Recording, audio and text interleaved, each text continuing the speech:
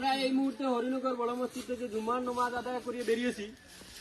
এখানে সব একত্রিত হওয়ার একমাত্র উদ্দেশ্য হইল এটা যে গত কয়েকদিন আগে আপনারা দেখছেন ভারত সরকারের পার্লামেন্টে একটা কালো আইন পাস করা হয়েছে, যেটা ভারতের মাইনরিটি মুসলমানদের রাত্রে ঘুমে অন্ধকারে রেখে যে আইন কালো আইন পাস করা হয়েছে। এই কালো আইনের প্রতিবাদ এবং ধিক্কার জানাই। আর তৎসঙ্গে আমরা ক্লিয়ার একটা জিনিস ভারত সরকারকে বলে দিতে চাচ্ছি যে ওয়াকফ সম্পত্তি যেটা, এটা আমরা ব্যক্তিগত সম্পত্তি, এটা সরকারের বা কেউর বাপর সম্পত্তি নয়।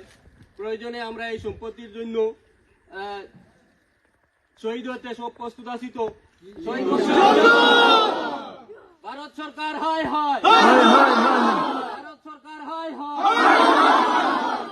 ভারত সরকার হয় হয়। ওয়াকফ বিল वापस लो, ওয়াকফ বিল वापस लो।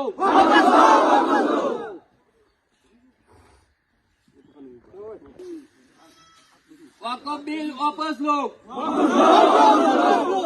ওয়াকফ বিল वापस लो। ওয়াকফ সংশোধনী বিল আমরা মানছি না, মানব না। আমাদের ন্যায্য দাবি মানতে হবে, আমাদের ন্যায্য দাবি মানতে হবে।